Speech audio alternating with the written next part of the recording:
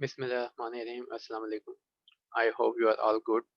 आज एक और एसेंशियल ऑफ द कॉन्ट्रैक्ट हम देखने जा रहे हैं which is known as consideration. First of all इसकी डेफिनेशन देखते हैं, कंसिडरेशन को समझने की कोशिश करते हैं। कंसिडरेशन एक्चुअली होती क्या है? Consideration mean something which is of some value in the eye of law. It may be some benefit to the plaintiff और some determinant to the defendant. हर वो चीज़ जिसकी कानून के नज़र में कोई वैल्यू है वो कंसिडरेशन हो सकती है।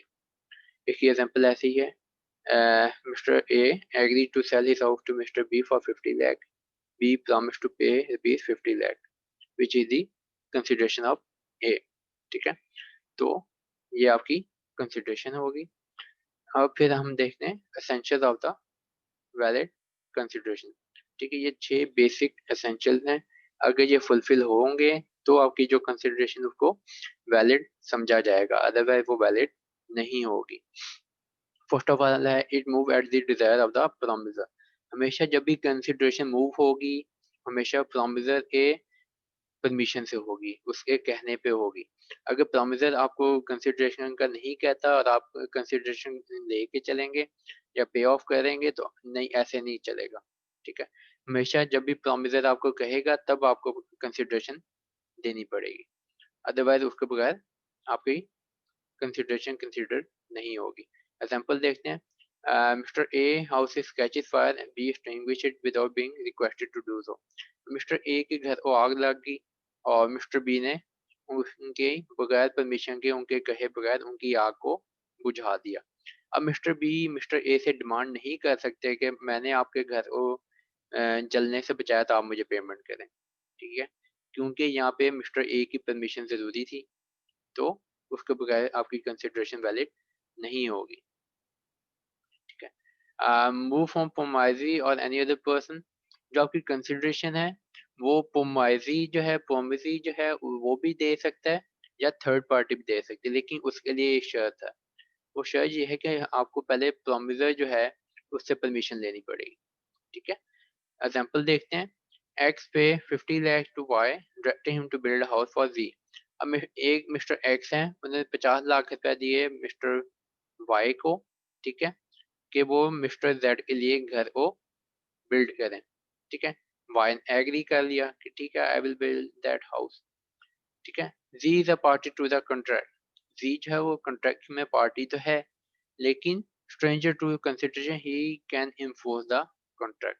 अब देखिए, मिस्टर जो आपके जेड हैं उनकी फेवर में इस तरह का कॉन्ट्रैक्ट किया गया है, तो मिस्टर जेड जो है इस चीज़ को इन्फोर्स कर सकते हैं कि जी ये जो अब आपने हाउस बिल्ड करना है इसको बिल्ड करें। ठीक है, ये आपका हो गया। फिर है जी it may be an act, acceptance और प्रॉमिस। तो देखें, ये जो है आपका जो कंसिडरेशन है वो 3 तरह से हो सकती है। लाजमी नहीं है कि आपने हर दफ़ा मुआहदा करना है कि ये चीज़ मैं आपको दूंगा, आप मुझे रिटर्न में ये देंगे तो ये हमारी कंसिडरेशन हो। इसमें ये तीनों चीज़ें कंसिडर की जाती हैं। ठीक है, एक्ट में ये है कि आप किसी को कुछ करने के लिए कहते हैं कि ठीक है आप ये काम करें, इन रिटर्न मैं आपको ये पैसे दूंगा। तो किसी काम के करने के लिए किसी से एग्रीमेंट करना वो भी आपका कंसिडरेशन में आ जाएगा। ठीक है, एब्सटेनेंस में क्या है, it mean refraining to from doing something, किसी बंदे को रोकना कुछ करने से, तो वो भी इसमें आ जाएगा। फॉर एग्जांपल, एक एग्जांपल मैं देता हूँ, मिस्टर ए ने मिस्टर बी के ऊपर सू कर दिया केस में, कोर्ट में।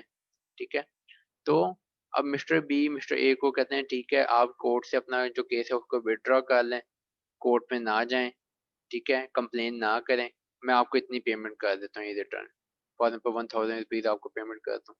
तो किसी को काम करने का कहना एक्ट वो भी कंसिडरेशन में आएगा, किसी को किसी काम के करने से रोकना वो भी आपका कंसिडरेशन में आ सकता है। जैसे उन्होंने मिस्टर बी ने मिस्टर ए को कहा कि आप अपना केस वापस ले लें, मैं आपको 1000 रुपीज देता हूँ। ठीक है, इसी तरह promise, for valid consideration there has to be a promise from the both side. अगर दोनों पार्टी के बीच में मुआहदा तभी होगा जब दोनों एक दूसरे से किसी बात पे एग्री करेंगे, प्रॉमिस करेंगे, तब होगा मुआहदा। मुआहदा होगा तो कंसिडरेशन आएगी, अदरवाइज ना मुआहदा होगा ना कंसिडरेशन आएगी। ठीक है, कंसिडरेशन जो पास्ट भी हो सकती है, प्रेजेंट भी हो सकती है और फ्यूचर भी हो सकती है। ठीक है, पास्ट कैसे है, किसी ने आपके घर को जलने से बचा लिया विदाउट योर परमिशन, लेकिन बाद में आप उसको कहते हैं ठीक है आई विल पे यू 1000 रुपीज, तो पास्ट कंसिडरेशन थी जो कि आपने उसको अब पे कर रहे हैं, पास्ट पहले किए गए काम की पेमेंट अब की जा रही है। प्रेजेंट कंसिडरेशन ऐसे है कि अभी की पेमेंट अभी की जा रही है। फॉर एग्जाम्पल जैसे हम ऑनलाइन शॉपिंग करते हैं, ठीक है, तो कैश ऑन डिलीवरी होता है कि जब वो आपको चीज़ डिलीवर होगी तब आप उनको कैश दे देंगे, ठीक है। तो यह कि आपका उसी वक्त प्रेजेंट, जब हम मार्केट में जाते हैं हम कोई चीज़ परचेज करते हैं तो उसी वक्त शॉपकीपर को पेमेंट कर देते हैं, तो ये प्रेजेंट कंसिडरेशन में आ जाए। फ्यूचर कंसिडरेशन क्या है?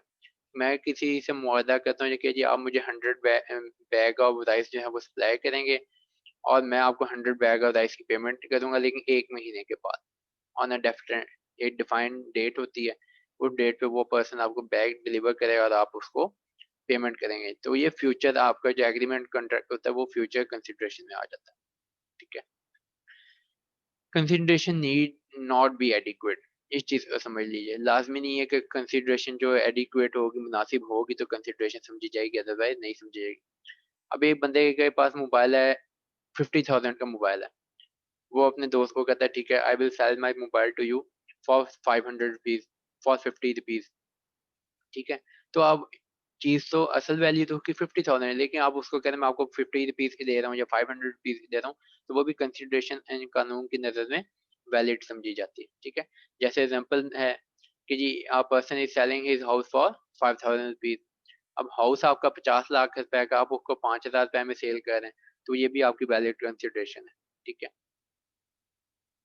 It must be real, consideration हमेशा रियल होनी चाहिए, कोई फिजिकल इम्पॉसिबिलिटी नहीं होनी चाहिए। जैसे वो कहना कि जी मैं इस मरे हुए पर्सन को जिंदा कर दूंगा, आप मुझे इतनी पेमेंट करें, ठीक है, तो ये वैलिड कंसिडरेशन नहीं है, ठीक है। लीगली इम्पॉसिबल, ठीक है। अब मिस्टर ए ने मिस्टर बी पे सू किया हुआ है फॉर एग्जाम्पल, और मिस्टर जेड जो है वो जाके कहता है आप मुझे 500 दें मैं आपका केस खत्म करवा देता हूँ, तो ये जो है इलीगल है क्योंकि मिस्टर जेड के पास कोई राइट और नहीं है, पावर नहीं है, ठीक है।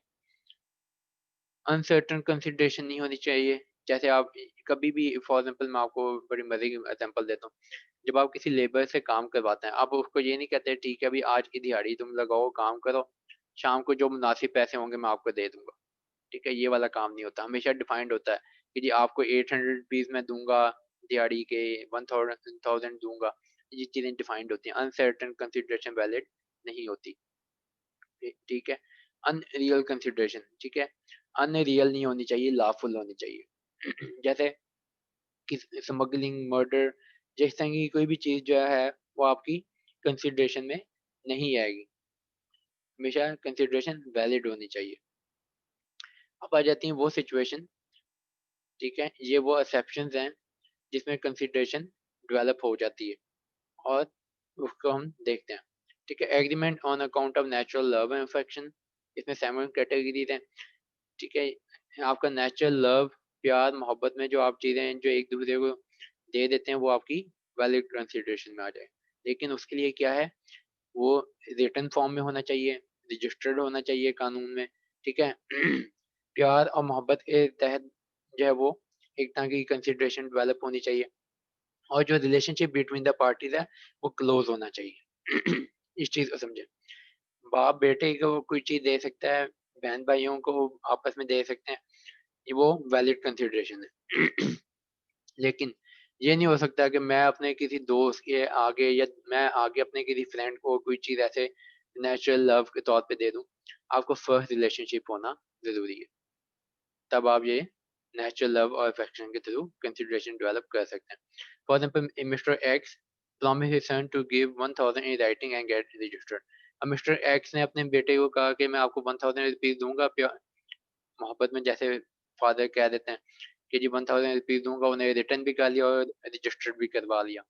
अब जो उनका बेटा वो इन्फोर्स कर सकता है जी आपने मुझे कहा था, प्रॉमिस किया था आप मुझे देंगे तो आप मुझे 1000 रुपीज दें, तो बेटा इस चीज को इन्फोर्स करवा सकता है बाद में, ठीक है। Compensate for the past voluntary service, जैसे मैंने पहले हमने एसेंशियल ऑफ द कॉन्ट्रैक्ट में कहा था कि पास्ट सर्विसेज जो हैं उस पे आपको, फॉर एग्जाम्पल किसी बंदे ने आपके घर को जलने से बचाया विदाउट योर परमिशन, तो मैंने आपको एसेंशियल्स में बताया था कि ये इसमें वैलिड कंसिडरेशन नहीं है क्योंकि मिस्टर जिसका घर आग से बचाया है उसने आपको इस चीज़ के लिए हायर नहीं किया था, आपको नहीं कहा था कि आग को बुझाएँ, ठीक है?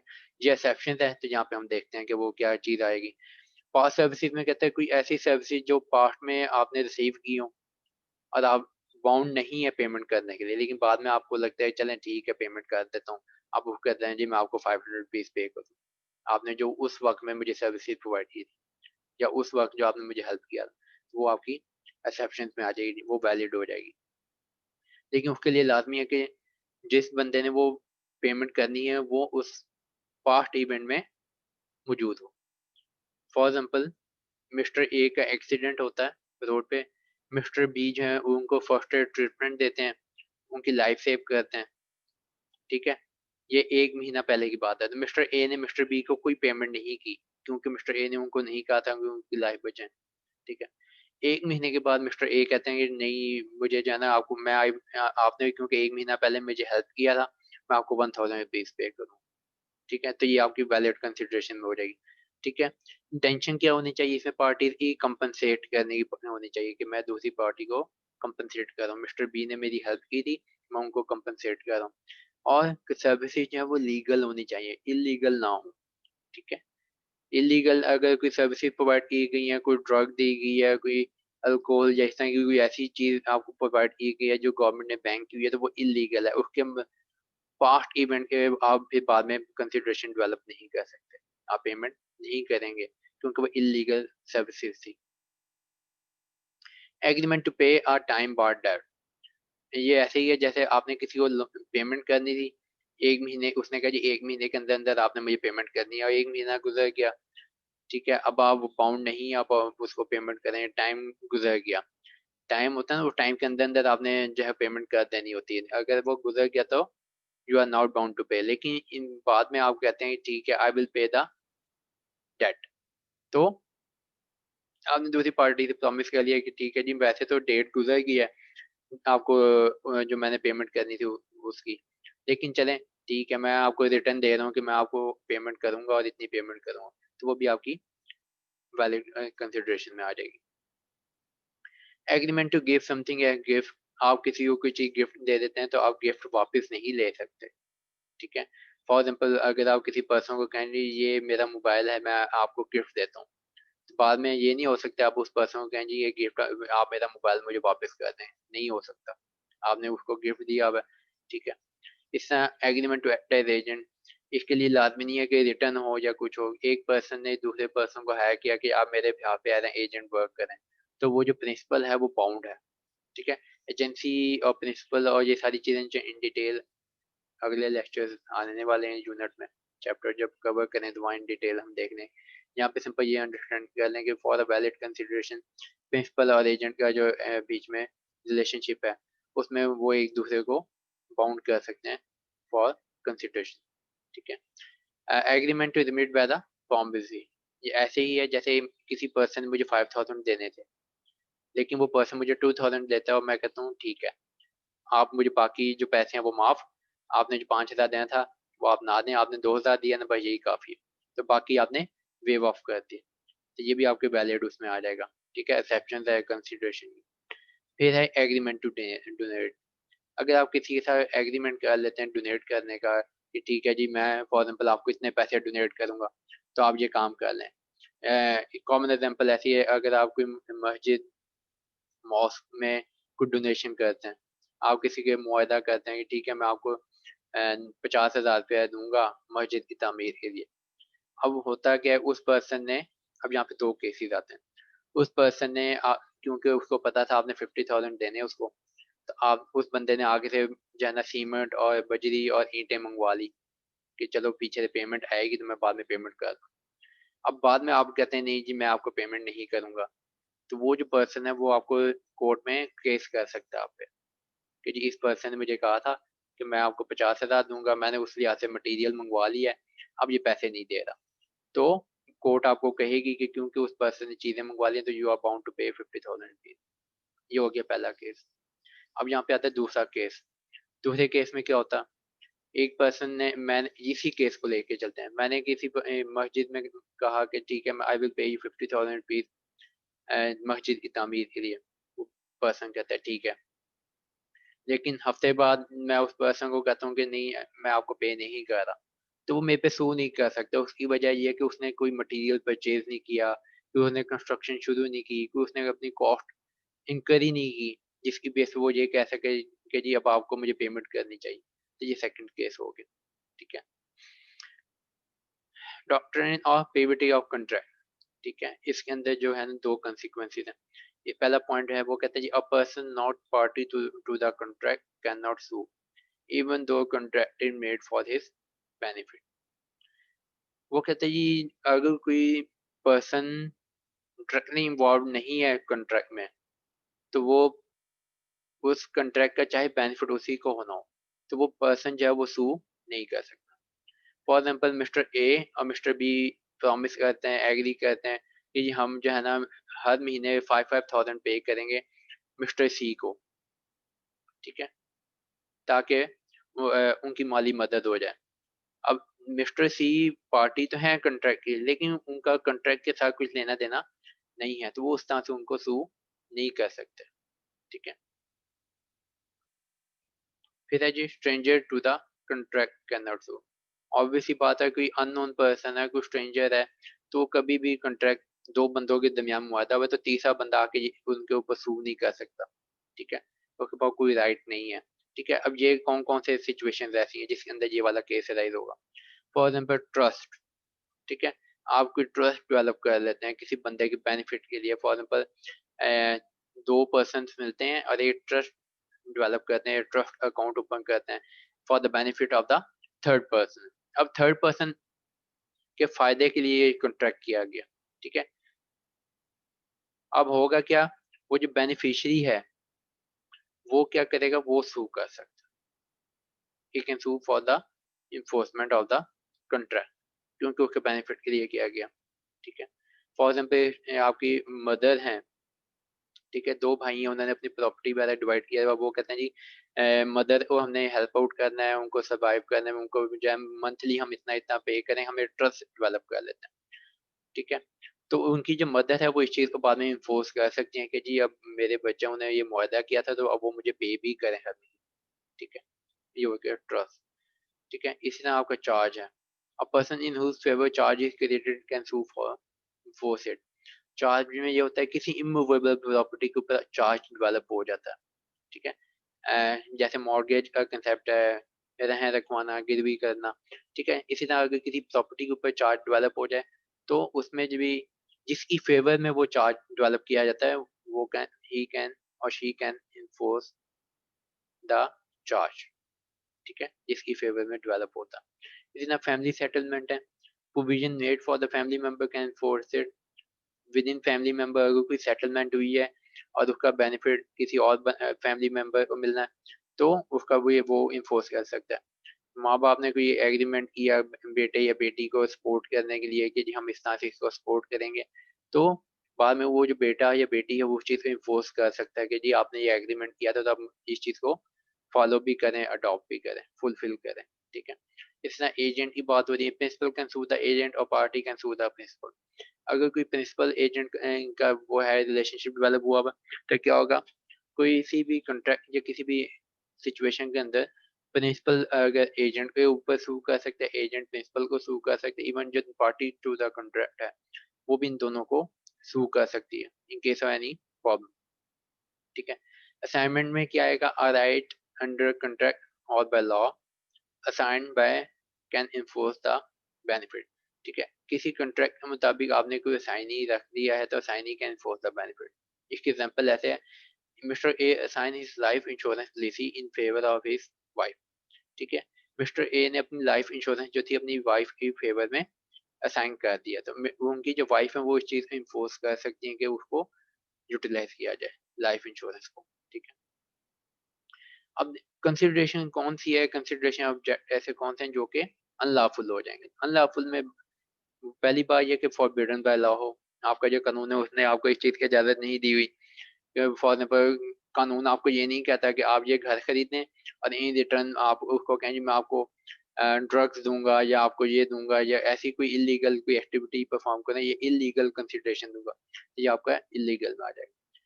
Defeat the provision of the law, कोई भी ऐसी चीज कंसिडरेशन में शामिल नहीं होगी जो कि आपके कानून को वायलेट करे। ठीक है।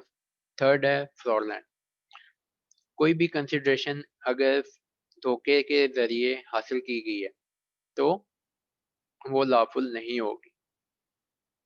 अगर आपने किसी को धोखा देकर कोई चीज़ अचीव कर ली है, उससे ले ली है, खरीद ली है, परचेज कर लिया है, तो वो लॉफुल कंसिडरेशन नहीं समझी जाएगी क्योंकि उसमें फ्रॉड का एलिमेंट शामिल है। ठीक। इंजरी टू अ पर्सन और प्रॉपर्टी, कोई भी ऐसा काम या चीज़ वैलिड कंसिडरेशन नहीं होगी जिसमें आप किसी पर्सन को नुकसान दें या उसकी प्रॉपर्टी को डैमेज करें। फॉर एग्जाम्पल मिस्टर बी को कहता है कि जी मैं तुम्हें 500 पीस दूंगा अगर तुम वो वाले घर की जो है ना विंडो उसको तोड़ दो। ठीक है। तो अनलॉफुल है, डैमेज टू द प्रॉपर्टी है, वैलिड नहीं होगा। ठीक है। इस तरह अगर कोई पर्सन मैं एक मिस्टर ए जो है मिस्टर बी को कहता है मैं आपको 1000 रुपीज दूंगा, जाके मिस्टर जेड की फेंटी लगा दे, उसको मार बीट हिम, तो किसी भी इस तरह की कंसिडरेशन अनलॉफुल होगी। ठीक है। कोड जो है आपका, उसने किसी भी चीज को फिफ्थ कैटेगरी को देख रहे हैं, court regard it as immoral, कोई भी कंसिडरेशन जो कि कोर्ट ने आपकी अदालत ने इमोरल कंसिडर की हुई है, डिक्लेयर की हुई है, आप उसको वैलिड कंसिडरेशन में लेके नहीं आएंगे। ठीक है। ठीक है। फिर आपका है 6 अपोज टू पब्लिक पॉलिसी, किसी भी पब्लिक पॉलिसी के अगेंस्ट अगर कोई इकदाम किया जा रहा है तो वो आपका वैलिड नहीं होगा। ठीक है। इसकी एग्जांपल ऐसी है जैसे फ्रीडम ऑफ मूवमेंट है, आप उसको खत्म नहीं कर सकते। ठीक है। फ्रीडम ऑफ एक्सप्रेशन आपका इसमें आ जाएगा। ठीक है। इसी तरह आपकी जो अगर गवर्नमेंट ने कोई पॉलिसी बनाई हुई है कि जी पब्लिक प्लेसेस में ये इन चीज़ों का ख्याल किया जाएगा या इन चीज़ों को मैनेज किया जाएगा, अगर आप उनके अगेंस्ट जाते हैं तो वो भी आपका इमोरल हो जाएगा। ठीक है। तो कोई भी पब्लिक पॉलिसी जो बनाई गई है बाय द गवर्नमेंट और बाय द कोर्ट, अगर आप उसके अगेंस्ट जाएंगे तो वो अभी आपकी अनलॉफुल कंसिडरेशन में आ जाएगी। ठीक है। This is it. यूनिट हमारा कंप्लीट हो गया, कंसिडरेशन भी देख ली, उसके एसेंशियल भी देख लिए, उसकी हमने एक्सेप्शन भी देख ली। ठीक है। फिर एंड बाय द एंड हमने ये भी देख लिया कि अनलॉफुल कंसिडरेशन कौन सी होती है। ठीक है। तो आई होप कि चीज़ें आपको क्लियर हो गई होंगी। हम्म, इसके रिकॉर्ड अगर कोई चीज़ आपको समझ ना आई हो, कोई क्वेश्चन कोई क्यूरी हो तो मेरे से पूछ लीजिएगा। I be there to help you all. Thank for watching, have a good day. अल्लाह हाफिज़।